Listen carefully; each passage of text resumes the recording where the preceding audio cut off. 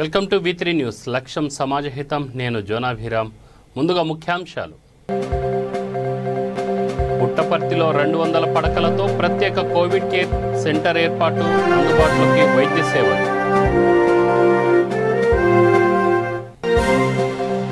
సూర్యాపేట 23వ ward councillor చొరవ, స్థానికులకు మాస్కులు, శానిటైజర్లు పంపిణీ, జాగ్రత్తగా ఉండాలని హితవు. భద్రాచలం ప్రభుత్వ ఏరియా ఆసుపత్రిలో రెమిడెసివిర్ ఇంజెక్షన్ల దుర్వినియోగం, సొంత క్లినిక్ ఏర్పాటు చేసిన డాక్టర్ అమ్ముకున్నట్లుగా ఆరోపణలు. అంబర్పేట నియోజకవర్గంలో భారీ వర్షం, ఈదురుగాలులు ధాటికి నేలకొరిగిన చెట్లు, త్రుటిలో తప్పిన ప్రాణ నష్టం. నెల్లూరు ముంబై జాతీయ రహదారిపై ఘోర రోడ్డు ప్రమాదం, ఆగి ఉన్న లారీని ఓమ్ని కారు ఢీకొట్టి 5గురు అక్కడికక్కడే మృతి.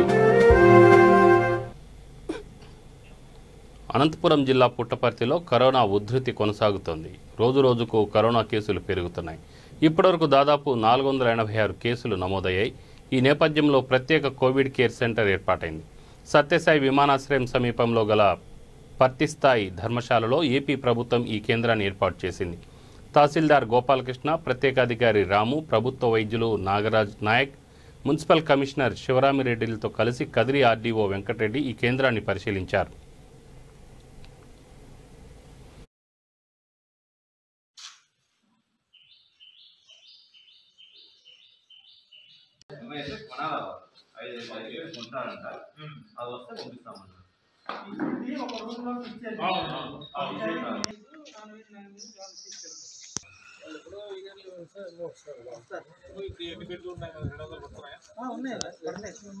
ఫిఫ్టీ వరకు ఉన్నాయి సార్. అంటే తయారు చేసి పెట్టాలా, ఎందుకంటే స్ప్రెడ్ చేసిన తర్వాత వాళ్ళ కండిషన్ బట్టి వాళ్ళని ఏరియా హాస్పిటల్కి పంపాలా, అదే ఏరియా హాస్పిటల్ కాదు, సూపర్ స్పెషాలిటీ హాస్పిటల్కి పంపాలా, ఇక్కడే పెట్టుకోవాలని చూసుకుంటాం. లేదా ఇంకా అంత బాగా ఉంటే ఇటు నుంచి వాళ్ళు హోమ్ ఐసోలేషన్ పోతామంటే ఇక్కడ నుంచి హోమ్ ఐసోలేషన్ కూడా పంపిస్తారు. అందరికీ నమస్కారం. కదిరి డివిజన్లో పుట్టపర్తి నియోజకవర్గంలో ఈ కరోనా కేసులు రోజుకు పెరుగుతున్నటువంటి దృష్ట్యా ఇక్కడ మనకు కరోనా పాజిటివ్ వచ్చినటువంటి వ్యక్తులు, వాళ్ళ ద్వారా జబ్బు సోకడానికి అవకాశం ఉన్నటువంటి వ్యక్తులను ఐడెంటిఫై చేసి టెస్టులు చేయడం జరుగుతుంది. కోవిడ్ కేర్ సెంటర్ను ఇక్కడ పుట్టపర్తిలో 200 పడకలతో ఏర్పాటు చేయడానికి కలెక్టర్ గారు ఉత్తర్వులు ఇచ్చి ఉన్నారు. కోవిడ్ కేర్ సెంటర్లో పెట్టి వీళ్ళని అబ్జర్వేషన్లో ఉండడం వల్ల అకస్మాత్తుగా ఎవరికైనా సీరియస్గా వస్తే తొందరగా హాస్పిటల్ చేరుకోవడానికి కూడా ఏర్పాటు చేయడం జరుగుతుంది. దానికి అందుకు అనుగుణంగా ఒక అంబులెన్స్ను కూడా ఇక్కడ ఏర్పాటు చేయడం జరుగుతుంది. ప్రస్తుతానికి 108 104 అంబులెన్స్ను ఉపయోగించుకుంటాం. అయితే ఇక్కడ పేషెంట్ల అడ్మిషన్ సంఖ్య పెరిగే కొద్దీ ఒక డెడికేటెడ్ అంబులెన్స్ కూడా పెట్టడానికి ఏర్పాటు చేస్తున్నాం. సో ఈ విధంగా కోవిడ్ కేర్ సెంటర్ను మనం ఉపయోగించుకుంటాం. అట్లాగే ఇంటి దగ్గర హోమ్ ఐసోలేషన్కు ఉండడానికి అవకాశం లేని వాళ్ళకు కూడా, అంటే సింగిల్ రూమ్ ఉంది, సో ఆ పేషెంట్కు తగినటువంటి సదుపాయాలు ఇంట్లో లేవు అనే వాళ్ళని ఇక్కడికే ఉంచడం జరుగుతుంది. ఇవన్నీ కూడా డాక్టర్లు అన్నీ వాళ్ళ నుంచి సమాచారం సేకరించి అవసరమైన టెస్టులు చేసి నిర్ధారించుకోవడం జరుగుతుంది. సో ఆ విధంగా హోమ్ ఐసోలేషన్కి పంపడమా, కోవిడ్ కేర్ సెంటర్లో ఉంచడమా, లేదంటే కనుక హాస్పిటల్కి పంపడం అనేది ఇది 3 రకాలుగా ఉపయోగపడి ఈ మనం ఉన్న వనరులను అవసరమైన వాళ్ళ వరకు మాత్రమే ఉపయోగించుకునే విధంగా ఇది ప్లాన్ చేయడం జరిగింది. సో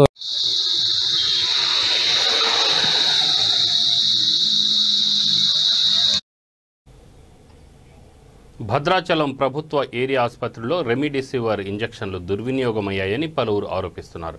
ఈ ఆసుపత్రిలో పనిచేస్తున్న ఓ వైద్యుడు సొంత క్లినిక్ ఏర్పాటు చేసుకున్నాడు. అత్యధిక మొత్తంలో ఫీజులు వసూలు చేస్తున్నాడు. అంతేకాకుండా రెమిడెసివిర్ ఇంజెక్షన్లను ఎక్కువ ధరకు అమ్ముతున్నాడు. ఈ నేపథ్యంలో రంగంలోకి దిగిన పోలీసులు సదరు వైద్యుడిని అదుపులోకి తీసుకున్నారు.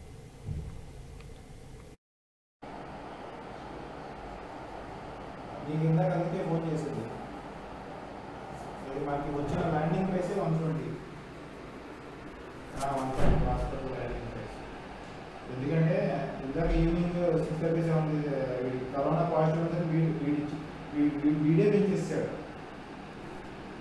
వాడే చెప్తున్నాడు డైరెక్ట్. సార్ మీరు 1.5 సార్ మీరు 1.5 సేవ్ చేసుకోండి.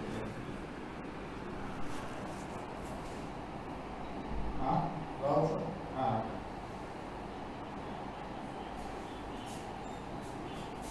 ఎక్కువ వస్తున్నాయి అసలే. నీకు చిన్న విషయం చెప్పనా, నువ్వు 1.5 ఇప్పిస్తానా 8 మంది నెంబర్లు వస్తాను, 8 మంది నెంబర్లు. ఒకడైతే రాజమండ్రి నుంచి వస్తాను, 8 మందికి కావాలి, వాళ్ళందరూ అనుకుంటారు. కరోనా వచ్చి వచ్చింది సార్, మీరు చూడలేదు ఏమైంది? నేను కార్తీక్ దానికి దాదాపు 10 సార్లు పడుతున్నాను, కార్ వెయిటింగ్ వస్తానే ఉంది. మొన్నని చెప్పాను, వాడు వరంగల్ నుంచి డిస్ట్రిబ్యూటర్ బయలుదేరి వచ్చాడు, వచ్చేవాడు. విషయం ఏంటంటే సీఎం కేసీఆర్కి కరోనా పాజిటివ్ అనేసరికి హాస్పిటల్కి ల్యాండింగ్ ప్రైసే 120. ఇప్పుడు 1,50,000 మార్కెట్లో ఉన్న ప్రస్తుతం ప్రైస్ అర్థమవుతుంది. ల్యాండింగ్ ప్రైసే 120, మిగతా 30,000 మెడికల్ షాప్ ప్రాఫిట్ చూసుకోవాలి. మొన్నటిదాకా హాస్పిటల్ ల్యాండింగ్ ప్రైసే 45,000. ఇది లాస్ట్ మొన్న ఉగాది మంగళవారం 58,000 ల్యాండింగ్ ప్రైస్. అవగా పెరుగుతుంది. హాస్పిటల్కి వచ్చిన తర్వాత హాస్పిటల్ నుంచి ప్రాఫిట్ చూసుకుని కదా ఎవరికైనా ఇచ్చేది. మెడికల్ షాప్కి ఇచ్చిన తర్వాత మెడికల్ షాప్ ఎంత ఉంది 20%, మెడిసిన్స్లో ఉండేది 20% మార్జిన్. అది చూసుకునే కదా 1.5 కదా ఇచ్చేది. అది చెప్దామని కానీ కొడుతున్నాను మా నాడికి. అంటే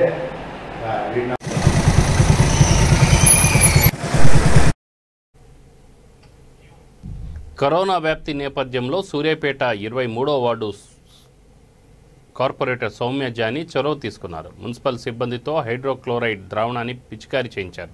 అనంతరం స్థానికులకు మాస్కులు, శానిటైజర్లను పంపిణీ చేశారు. ఈ సందర్భంగా మాట్లాడుతూ కరోనా పాజిటివ్ అని తేలితే భయపడవద్దన్నారు. సమయానుకూలంగా విశ్రాంతి తీసుకోవడం, ఆహార నియమాలు పాటించడం, వ్యాయామం చేయడం ద్వారా రోగ నిరోధక శక్తిని పెంపొందించుకోవాలని సూచించారు.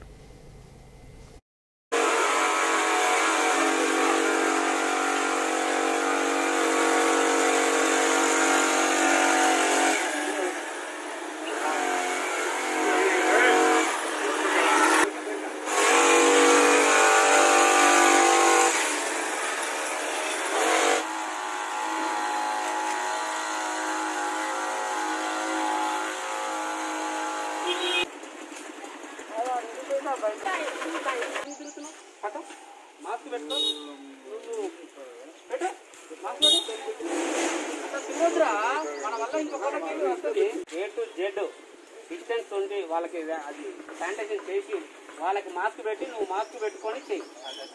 అదే అవుతున్నా ఏ డిస్టర్బెన్స్ వచ్చి మాస్క్ అది పెట్టి ఇవి కూడా మాస్క్ పెట్టు, డబల్ మాస్క్ 2 పెట్టుకో. ఎట్టి పరిస్థితుల్లో కూడా కట్టి పెట్టు, బయటికి రాకు, సరేనా?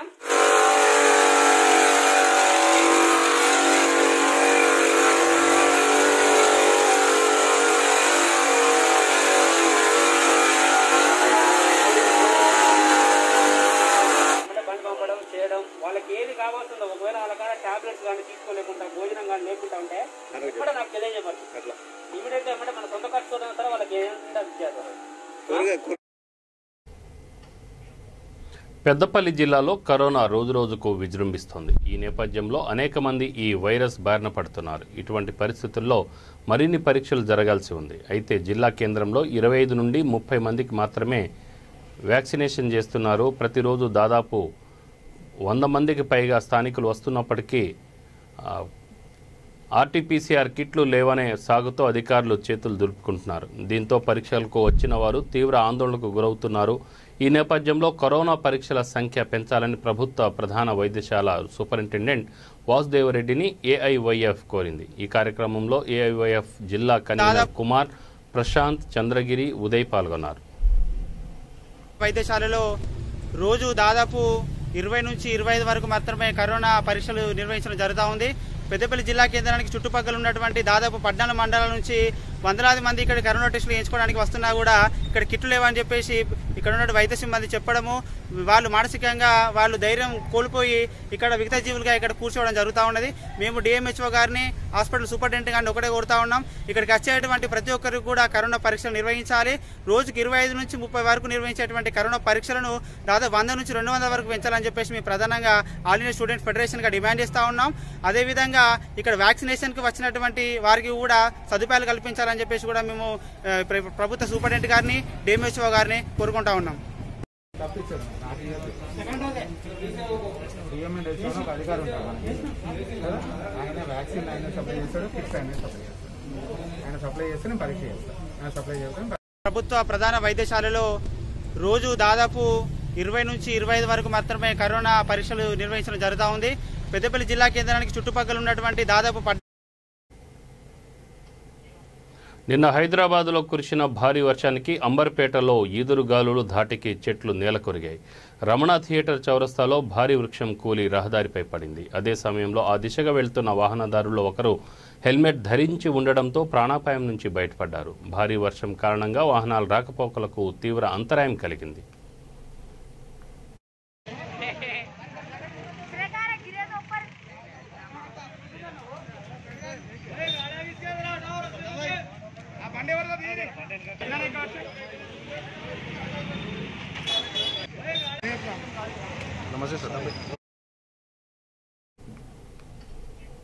నెల్లూరు ముంబై జాతీయ రహదారిపై ఘోర రోడ్డు ప్రమాదం చోటు చేసుకుంది.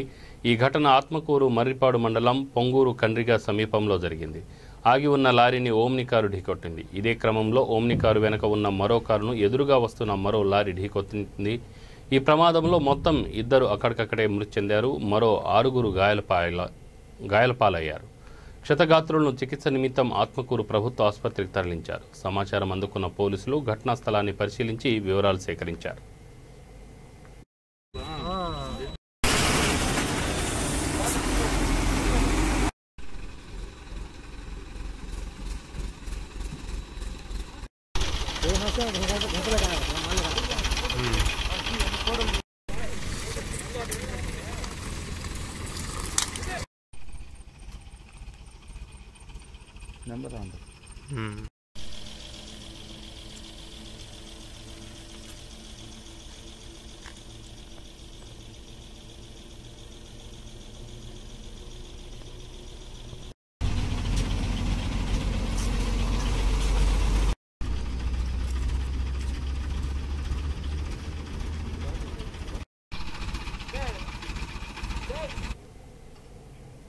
తూర్పుగోదావరి జిల్లా ఆలమూరు మండలం కొత్తూరులోనూ రోడ్డు ప్రమాదం జరిగింది. బొలేరో వాహనం ద్విచక్ర వాహనాన్ని ఢీకొట్టింది. ఈ ఘటనలో ద్విచక్ర వాహనంపై వెళ్తున్న 2 తీవ్ర గాయాల పాలయ్యారు. క్షతగాత్రులను స్థానికులు సమీపంలోని ఆసుపత్రికి తరలించారు.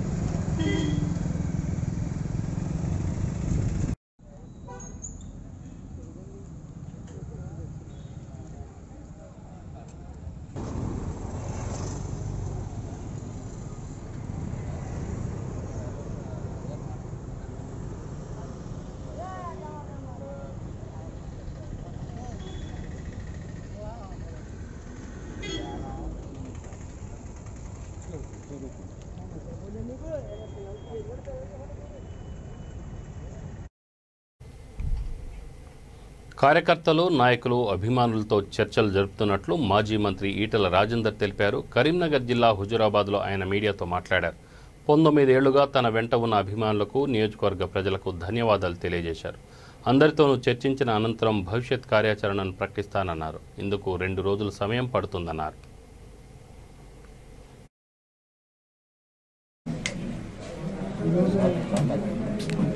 మా నియోజకవర్గ ప్రజానికానికి కలవడానికి ఇక్కడికి వచ్చినప్పుడు మొట్టమొదటి గ్రామం రాత్రపల్లి గ్రామం.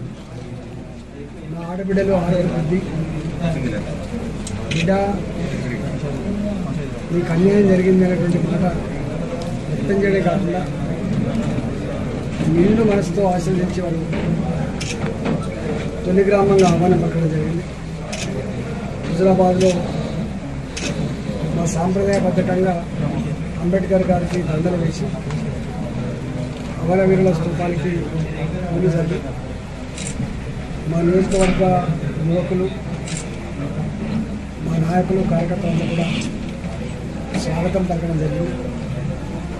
వాళ్ళ ప్రేమకి, వాళ్ళ అభిమానానికి, వాళ్ళ కమిట్మెంట్కి, వాళ్ళ త్యాగానికి చేతులెత్తి వాళ్ళకు దండం పెట్టాలి.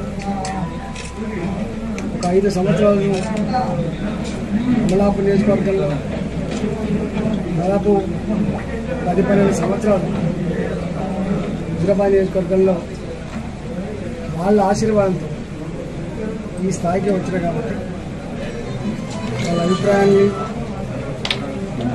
పూర్తి స్థాయిలో తెలుసుకొని రాబోయే కాలంలో చేయాల్సిన తప్పకుండా వెల్లడిస్తామని చెప్పి ఈరోజు మా నియోజకవర్గ ప్రజానికానికి కలవడానికి ఇక్కడికి వచ్చినప్పుడు మొట్టమొదటి ఆంధ్రప్రదేశ్ సీఎం జగన్ అధ్యక్షతన రాష్ట్ర మంత్రివర్గ సమావేశమైంది. దాదాపు 3 గంటల పాటు కొనసాగిన భేటీలో పలు కీలక అంశాలపై చర్చించి ఆమోద ముద్ర వేసింది. రాష్ట్రంలో కరోనా కట్టడికి అనుసరించాల్సిన వ్యూహాలపైనే ప్రధానంగా చర్చ జరిగింది. మధ్యాహ్నం 12 గంటల తర్వాత ఎక్కడా జనసంచారం లేకుండా ఉండేందుకు పోలీసులు, ఇతర యంత్రాంగం సమన్వయంతో పనిచేసి కర్ఫ్యూను పకడ్బందీగా అమలు చేయాలని నిర్ణయించారు. కరోనా కేసులు పెరుగుతున్న నేపథ్యంలో ఆసుపత్రుల్లో పడకల కొరత అంశం కూడా ఈ సమావేశంలో చర్చకొచ్చింది. కొరతను ఎలా అధిగమించాలనే అంశంపై చర్చించారు. సుమారు 50,000 వరకు పడకలను పెంచాలని నిర్ణయించారు.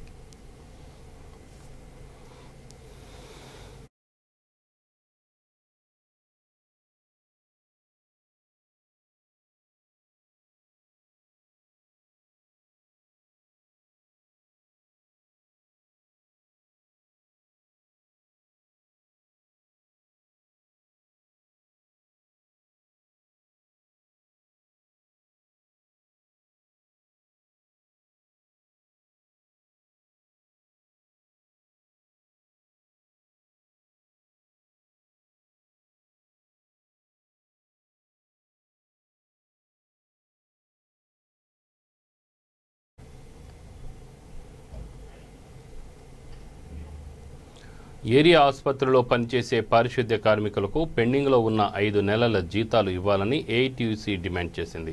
ఈ మేరకు చిత్తూరు జిల్లా నగరి ఏరియా ఆసుపత్రి ప్రాంగణంలో ధర్నా నిర్వహించింది. ఈ సందర్భంగా ఏఐటీయూసీ నగర నియోజకవర్గ కార్యదర్శి కోదండయ్య మాట్లాడుతూ కరోనా తీవ్రతలోనూ ప్రాణాలకు తెగించి పనిచేస్తున్న కార్మికులకు జీతాలు చెల్లించకపోవడం అన్యాయమన్నారు. కార్యక్రమంలో గౌరవ అధ్యక్షులు వేలన్, నాగోమి, ఉషా, ప్రభాకర్, అమ్ములు, సుమతి, సుబ్రహ్మణ్యం, కృష్ణారెడ్డిలతో పాటు కార్మికులు పాల్గొన్నారు.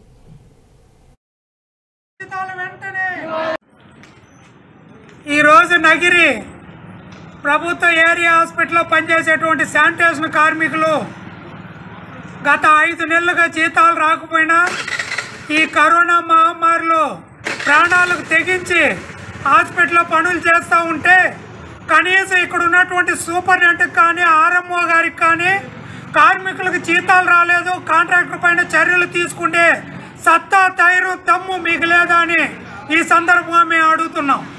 పని చేయకపోతే కార్మికులు వెంటపడి పని తీసుకునేంత హక్కు అధికారులకు ఉన్నప్పుడు వాళ్ళకి జీతాలు రావాల్సిన బకాయి జీతాలని తీసివ్వాల్సిన బాధ్యత ఈ హాస్పిటల్ అధికారులకు ఉందా లేదా అని చెప్పాల్సిన బాధ్యత హాస్పిటల్ అధికారులది.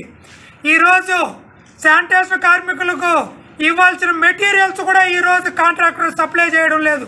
పెనాయిల్ మొదలుకొని, చీపుర్లు మొదలుకొని, బూజు కట్టలు మొదలు ఏదైనా కూడా మాస్కులు, గ్లౌసులు, శానిటైజర్ ఏది ఇవ్వకుండా కార్మికులను గొడ్డి చాకిరీ చేసుకునేంత నిర్దాక్షిణ్యంగా ఈరోజు ఈ హాస్పిటల్ యంత్రాంగం ఉందంటే వీళ్ళకి కార్మిక వర్గంపై ఎంత చిత్తశుద్ధి ఉంది అనేసి అని మనం ఒక తూరి ఆలోచించాలి. కాంట్రాక్టర్ ఏమో విజయవాడలో కూర్చుంటాడు, సూపరింటెండెంట్ ఏమో ఆఫీసులో కూర్చుంటాడు. ఏఎన్ఎం సూపరింటెండెంట్ ఏమో మీరు పని చేయండి వీళ్ళు వెనక తిరుగుతుంటారు. ఆర్ఎంఓ గారు ఎప్పుడు వస్తారు ఎప్పుడు పోతారో ఎవరికి తెలియదు. ఇలాంటి పరిస్థితుల కార్మికులు జీతాలు ఎవరిని అడగాలని మేము ఈ సందర్భంగా ప్రశ్నిస్తున్నాం. సూపరింటెండెంట్ అడిగితే మాకు డబ్బులు సంబంధం లేదంటారు. అంటే జీతాలు ఇచ్చే సంబంధం లేదు, మీకు పని తీసుకునే అధికారం మాత్రం మీకు గవర్నమెంట్ ఇచ్చిందని ఈ సందర్భం మేము అడుగుతున్నాం. మీకు ఒక్క నెల జీతం రాకపోతే అధికారులకు కానీ నర్సులకు కానీ ఎవరికి కానీ ఒక్క నెల జీతం మీరు తీయకుండా ఉండండి. మీ కుటుంబ బాధలు కష్టాలు మీకు ఎంత అని తెలుస్తుంది. 10 రోజులు లేట్ అయితేనే మీరు గిలగిల్లాడిపోయి ఈరోజు మీరు ఇబ్బందులు పడుతున్నారే. అలాంటి వాళ్ళు 6 నెలలుగా జీతాలు రాకపోతే ఆ కార్మికులు ఏ విధంగా బతకాలని ఈ సందర్భం మేము డిమాండ్ చేస్తున్నాం. ఈరోజు రాష్ట్ర ప్రభుత్వం 2020 జనవరిలో 548 కొత్త జీవో ప్రకారం 16,000 జీతాలు ఇస్తామని పత్రికలో ప్రకటనలు రావడం జరిగింది. దాన్ని చూసిన వెంటనే డాక్టర్లు అందరూ కూడా మీకు జీతాలు పెంచేసినారు, మీకు ఇంకేముంది అంతా మీదే అన్నారు. ఇప్పటికీ 18 నెలలు కావస్తూ ఉంది, కానీ ఆ జీతాలపైన అరీగురి లేదు. అనేక సందర్భాల్లో ప్రభుత్వాన్ని నిలదీసిన ఈ రోజుకి ఆ జీవోకి సంబంధించి ఇంప్లిమెంటేషన్ అనేది ఇంతవరకు కనిపించడం లేదు. ఈరోజు కాంట్రాక్టర్ను మేము అడుగుతున్నాం. దేవరయాంజల్లో దేవాదాయ భూముల ఆక్రమణపై విచారణ కొనసాగుతుంది. ఏసీబీ, రెవెన్యూ అధికారులు విచారణ జరుపుతున్నారు.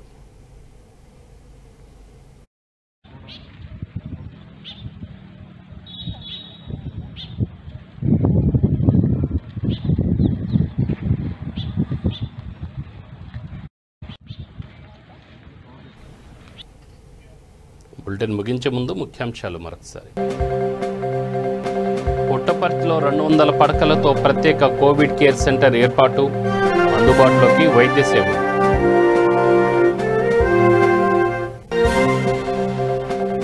సూర్యాపేట 23వ వార్డు కౌన్సిలర్ చొరవ, స్థానికులకు మాస్కులు, శానిటైజర్ల పంపిణీ, జాగ్రత్తగా ఉండాలని హితవు.